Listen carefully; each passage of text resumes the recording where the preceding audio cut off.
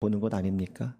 그들의 인생과 삶들을 보면서 무엇이 구약 백성들이 세상 사람과 구별된 절대적인 구별이었는가라고 하는 걸 한번 살펴보는 시간을 갖도록 하겠습니다.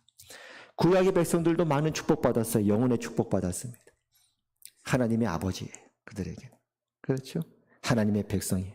하나님과 살아있는 하나님과 교제합니다. 이방 나라는 없어요. 그들에게는 하나님의 말씀이 주어졌어요. 신의 산에서 말이죠. 여러 선지자들이 있습니다. 이 이사야서도 이스라엘 사람이에요.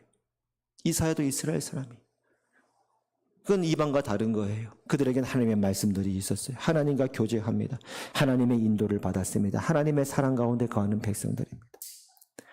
또 먹고 사는 일에 있어서 구약의 백성들도 공급을 받았어요. 심지어 광야에서도 먹고 사는데 부족함이 없었습니다. 하나님께서 만나를 먹여주셨고 물도 마시는데 부족함이 없었어요. 광야에서 수도가가 아닌데 수도도 없었는데 하나님이 그들을 먹이시고 입혀주셨습니다.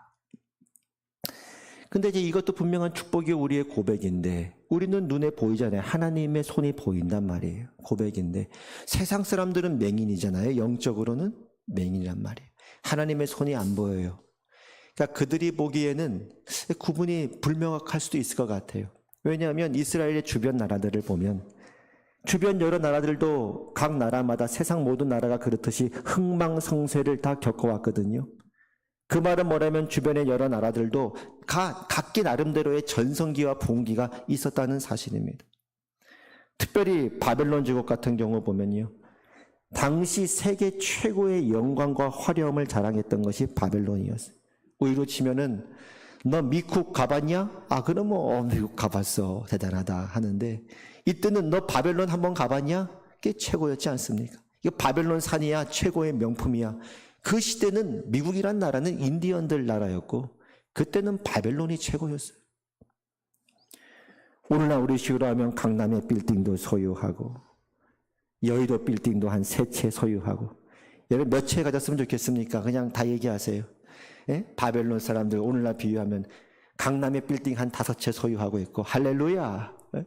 여의도 빌딩 한 10채 소유하고 있고 뉴욕의 노른자 땅 위에 그 땅도 다 가지고 있고 최고의 성공을 이뤘던 나라가 바벨론이었어. 내가 세상의 왕이다. 그러면 상대적으로 하나님의 백성이 이스라엘 백성들은 그 받은 축복이 무색해 보일 수도 있는 거예요. 우리는 하나님의 손이 보이니까. 우린 광야에서도 이 만나 먹는다. 이거 봐라.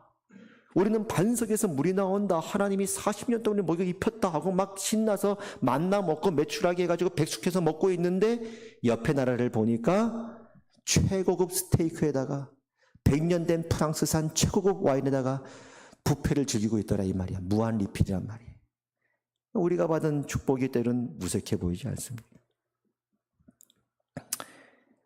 분명 우리는 축복을 받았는데 세상과의 경계가 분명히 있는데 세상 사람의 눈에는 명확해 보이지 않는 거예요. 그 이스라엘 백성의 모습을 보는 거예요. 오늘날 우리의 모습에 비추는 모습이기도 하죠. 두 번째는 거룩해지는 거예요.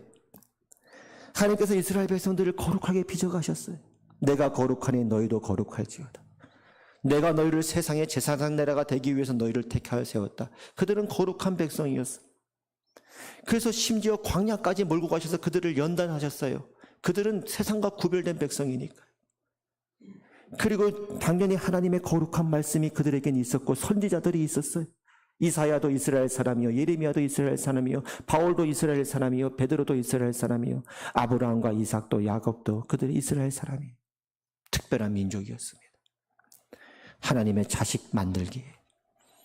근데 구약시대 이스라엘 백성들의 모습을 보면 어떻습니까? 이스라엘 백성들이 그렇게 거룩하게 구별되게 하나님께 순종하며 그렇게 살아갔더라면 얼마나 좋았을까마는 어떨 때는 그들의 모습 역시 세상 사람과 별반 다른 거 없을 것 같은 부끄러운 모습을 가지고 있었던 부분도 분명히 있었습니다. 오늘날 우리의 모습도 비추는 거울일 수 있습니다. 우리도 예수를 믿어요. 우리는 거룩한 백성이에요. 하나님 우리를 거룩하게 빚어가고 있어요. 세상과 다르게요. 그래서 우리가 낮엔 해처럼 밤엔 달처럼 예수님처럼 바울처럼 그렇게 다 예수님 같고 바울 같은 사람들이 있으면 얼마나 좋겠냐마는 저부터 시작해서 부끄러운 모습이 있는 것입니다. 그럼 마지막 세 번째, 이 축복도 분명히 우리가 받은 축복이요. 우리는 영적으로 눈이 보이니까 우리의 고백이요 간증인데 이제 남은 건 뭐가 있냐 이 말이에요. 세 번째로. 한국교회도 마찬가지죠. 어렵고 가난했던 시절에는 하나님께서 우리에게 이렇게 축복을 주신 것이 우리의 간증이었고 어떤 교회는 1년 동안 10만 명이 늘어났어요. 그 자체가 간증이었어요. 간증할 게 뭐 있습니까? 10만 명이 늘어났는데 뭐야? 저긴 뭔데 1년 동안 10만 명이 늘어나? 그 자체가 간증이었어요. 지금은 또 다른 광야 시대를 살고 있으니 이제 남는 건 뭐냐? 물론 앞으로도 우리는 계속해서 하나님의 자녀로서 하나님의 축복을 구해야 됩니다. 영적, 육적 축복을 구해야 됩니다. 이번 한 주도 하나님의 축복이 없이는 살 수 없어요. 한번 하나님 없이 내 마음대로 살아보겠다 해보세요. 하나님 공급해 주시나? 우리는 그 축복을, 은혜를 구하며 살아야 됩니다. 그리고 우리는 이번 한 주도 우리가 거룩하기 위해 애써야 됩니다. 우리를 거룩하게 부르셨으니까. 죄를 지은 게 있다면 철저하게 회개하고 그리고 죄와 싸우되 피 흘릴까지 싸우고 거룩을 이루어가야 할 것입니다. 그런데 구약의 백성들의 성경을 읽어보니까요. 또 다른 게 있는 거예요. 또 다른 구별이 있는 거예요. 또 다른 구별.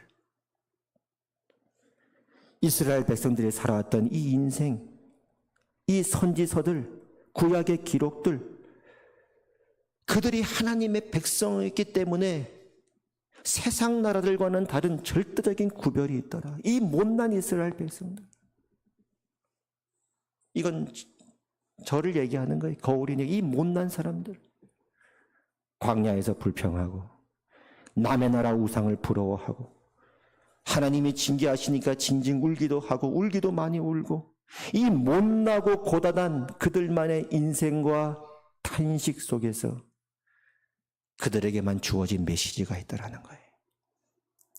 그들이 하나님의 백성이기 때문에 이들에게만 주어졌던 하나님의 말씀이 있다는 거예요. 그게 무엇인가 봤더니 소망이었습니다. 소망. 소망.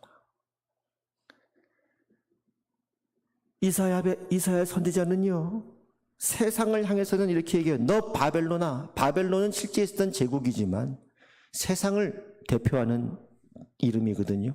너 세상아, 이 바벨론아, 너희는 끝났어. 구약 내내 그 얘기하는 거야. 너희 끝났어. 너 지금 화려하다고? 너 지금 여의도 빌딩 10채 얻었다고? 강남의 빌딩 100채 얻었다고? 너 지금 뉴욕의 한복판의 노른자 땅이 너의 것이라고? 너가 세상의 왕이 됐다고? 왕좌에 앉았다고? 세상을 다 가졌다고? 하나님 없이 살 수 있다고? 그래, 너는 이제 저 밑바닥으로 떨어질 거야. 너희의 운명의 끝은 절망이야. 구약 내내 그 얘기 하더라고요. 세상을 향해서. 이사야서 13장에 이렇게 말씀합니다. 세번역 성경인데요. 다음은 아모스의 아들 이사야가 바벨론을 두고 세상을 향해 받은 엄한 경고의 예언이다. 세상을 향한 메시지는 이거였어요. 슬피 울어라. 놀랍지 않습니까? 세상을 향해서 이렇게 말씀하는 거예요. 너희는 울어라, 애통해라. 여러분을 향해서 뭐라고 말씀하시죠? 기뻐해라. 항상 기뻐하라. 절대적인 구별이 기뻐해라. 항상 기뻐해라. 너희 바벨론아 슬피 울어라. 주님께서 오실 날이 가깝다. 전능하신 분께서 오시는 날, 파멸의 날이 곧 이른다. 주님의 날이 온다. 무자비한 날, 진노와 맹렬한 분노의 날, 땅을 황폐하게 하고 그 땅에서 죄인들을 멸절시키는 주님의 날이 온다. 실제 바벨론 제국은 메데 페르시아 제국에 의하여 그들은 철저하게, 또 다른 맹수에 의하여 그들은 철저하게 파멸되어집니다. 물론 그 메데 페르시아 맹수는 또 다른 맹수에 의해서 파멸됩니다. 그리스죠. 그 그리스는 또 다른 맹수에 의해 파멸됩니다. 그건 로마죠. 그리고 로마도 멸망했습니다. 세상의 역사입니다. 세상아, 너희는 반드시 파멸할 것이다. 이사야서 14장에 보니까요. 지금 12장 앞뒤로 봐보는 겁니다. 14장에 보니까 12절에 보니까 새번역 성경입니다. 웬일이냐 너 아침의 아들 새벽별아. 한때는 바벨론이 계명성 새벽별이라는 거예요. 밝게 빛나는 별 중에 으뜸. 너가 하늘에서 떨어지다니. 민족들을 짓밟아 맥도 못 추게 하던 너가 통나무처럼 찍혀서 땅바닥에 나뒹굴다니. 바벨론 왕이 이렇게 교만하게 얘기합니다. 내가 저 구름 위에 올라가서 가장 높으신 분과 같아지겠다. 그렇게 하더니, 호언장담하더니, 그렇게 무례하더니, 그렇게 말하던 내가 스올로 땅 밑 구덩이에서도 맨 밑바닥으로 떨어졌구나. 이것이 세상을 향한 한결같은 메시지. 너 뉴욕아, 너 맨하탄아, 너 워싱턴아, 너가 하늘 끝까지 올라갈 것 같으냐? 땅 밑 중에서 가장 밑으로 떨어질 것이다. 너 상하이야, 너 베이징아, 너 세상의 성공들아, 너가 영원할 것 같으냐? 너희는 이제 끝난다.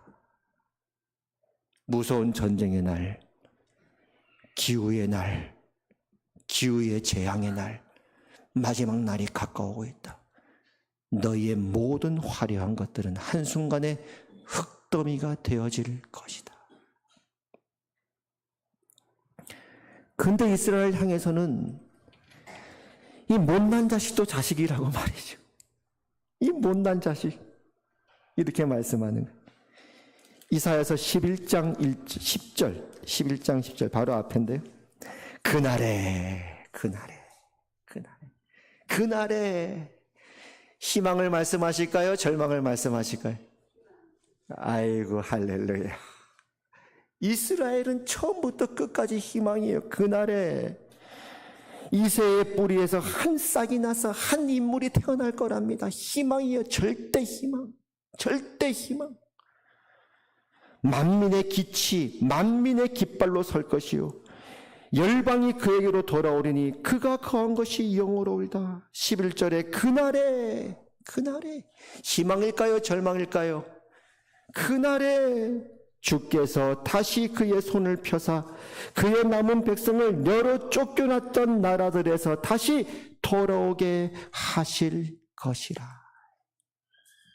하나님께서 이스라엘 백성을 홍해에서 구원하신 그 열심으로 그들을 쫓겨난 여러 나라에서 다시 모아주실 것이다. 그날에 너의 인생이 여기서 끝나지 않는다. 이대로 끝나지 않는다. 마지막이 있다.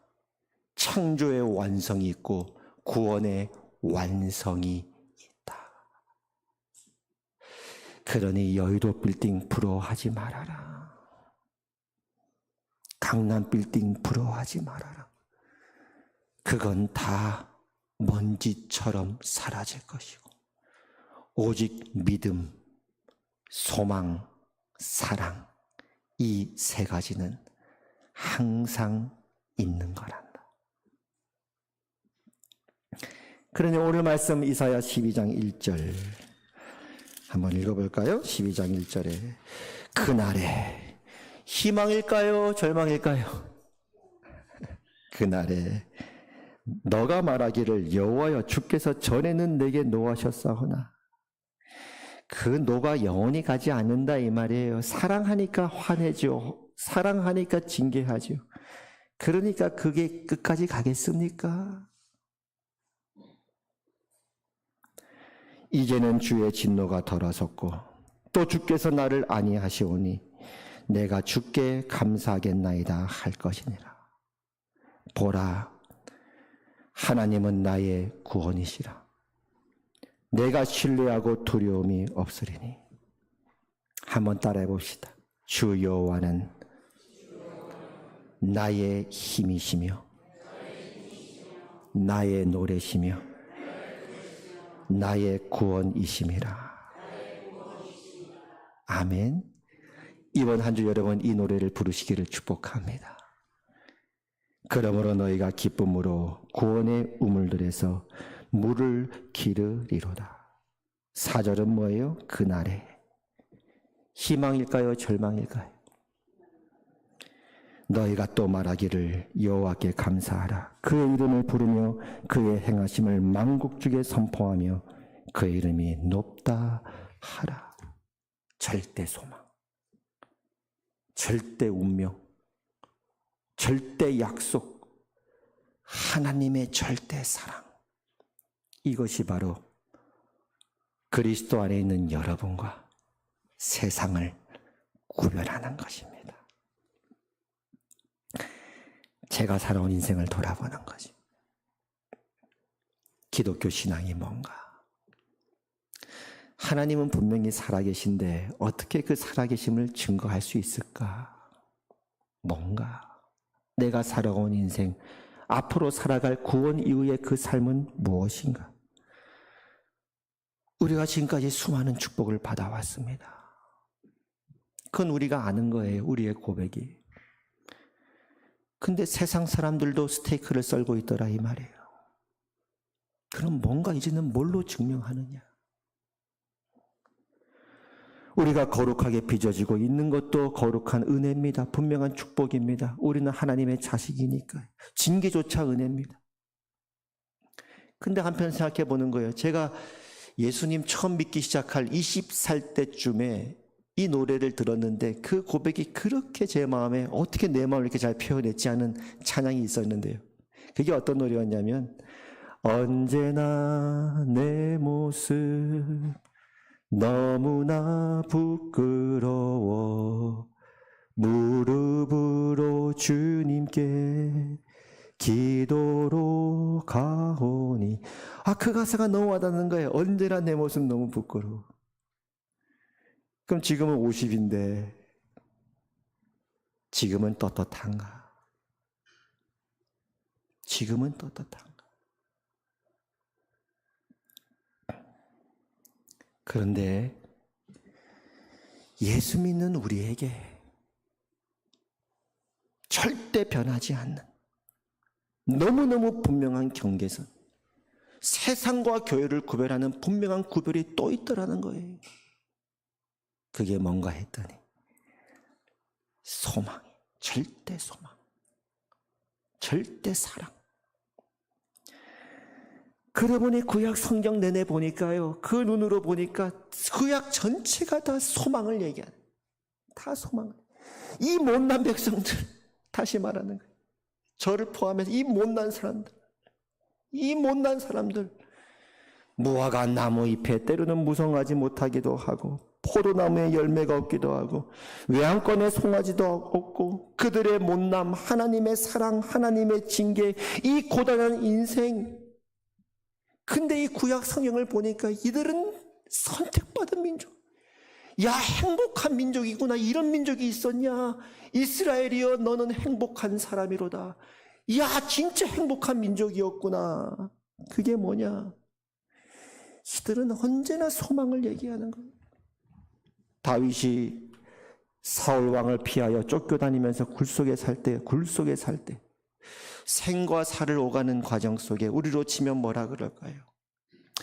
내가 이대로 살아야 되나 죽어야 되나, 옥상에 올라가야 되나 내려가야 되나. 마지막 수술을 앞두고, 이제 이 수술을, 생과 사를 앞두는 수술실에 앞두고 마지막 마취제가 들어갈 때 죽느냐 사느냐. 그 굴 속에서 다윗이 이렇게 노래합니다.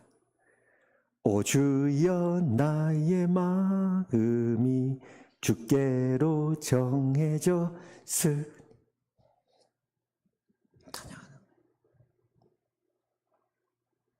그리고도 다윗은 여러 시련을 만나요. 한 번은 아들 압살롬한테 쫓겨다니는 거예요. 아들이 죽느냐 내가 죽느냐, 둘 다 죽느냐. 기가 막힌 상황 아니에요? 난 다윗처럼 살라 그러면 못 살겠어요. 어떻게 이렇게 살았냐. 근데 시편 3편 3절에 보니까 한번 따라서 고백해 볼까요?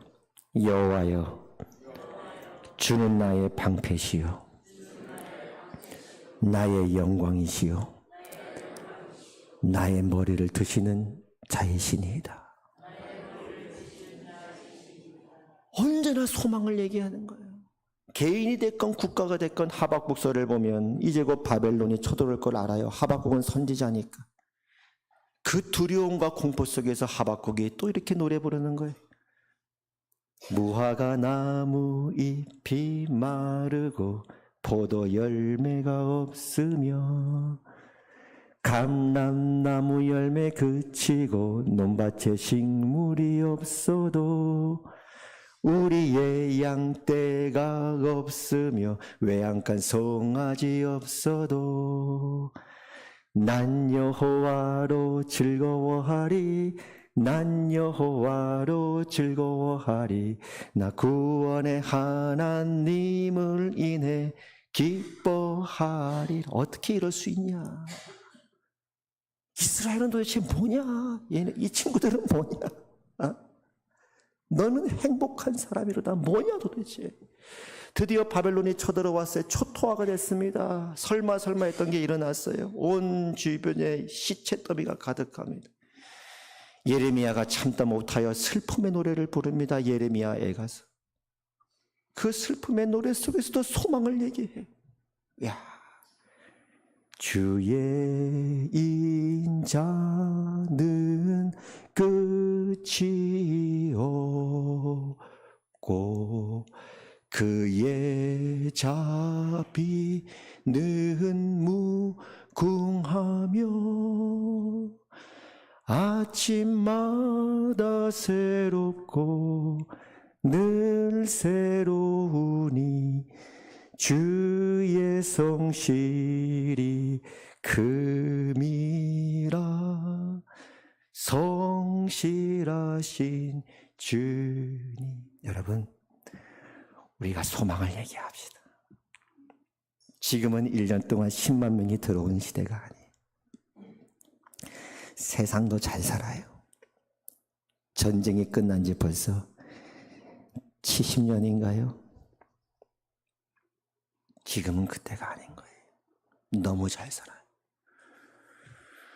뭘로 내가 믿는 하나님을 증거할까? 거룩으로? 그것도 아닌 것 같아요. 뭘로 증거할까? 여러분, 우리에게 이거 하나는 분명히 있습니다. 소망입니다. 소망. 오늘 말씀 12장 1절 그날에 마지막 하반절에 내가 주께 감사하겠나이다 할 것이니라. 2절 보라 하나님은 나의 구원이시라. 내가 신뢰하고 두려움이 없으리니 주 여호와는 나의 힘이시며 나의 노래시며 나의 구원이심이라. 그러므로 너희가 기쁨으로 구원의 우물들에서 물을 기르리로다. 이번 한 주 우리 희망의 노래를 부르십시다.